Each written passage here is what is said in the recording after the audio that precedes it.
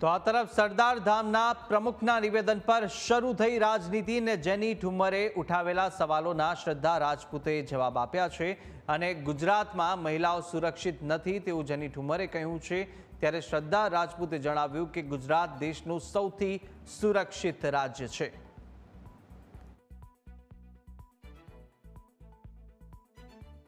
નિવેદનને સમર્થન આપું છું અને સાથે સાથે જે મહિલાઓની વાત કરી એમાં ગુજરાત સરકારમાં સ્ત્રી સશક્તિકરણની વાતો પોકળ સાબિત થતી જાય છે। કાયદો અને વ્યવસ્થા મહિલાઓ માટેની સુરક્ષાના જે દેખાડવામાં ચિત્ર આવે છે એ ચિત્ર પ્રમાણેનું ગુજરાત રહ્યું નથી। રાત્રે 2 વાગે દીકરીઓ સલામત ફરી નથી શકતી। સુનો દ્રૌપદી શસ્ત્ર ઉઠા લો અબ ગોવિંદ ન આएंगे આ પ્રકારની પરિસ્થિતિનું નિર્માણ થાય છે। એટલે મહિલાઓએ પોતાની સુરક્ષા જાતે કરવા માટે રિવોલ્વર રાખવી પડે, સરકાર એની પરવાનગી આપે અને બીજા કાયદો અને વ્યવસ્થા ડ્રગ્સ પકડવાનું, દારૂબંધી બંધ કરવાનું, નશાખોર ગુજરાત બનતું અટકાવવાનું આમાં ધ્યાન આપે। અમે અમારી સુરક્ષા કરી શકીએ એટલી સમર્થ છીએ મહિલાઓ।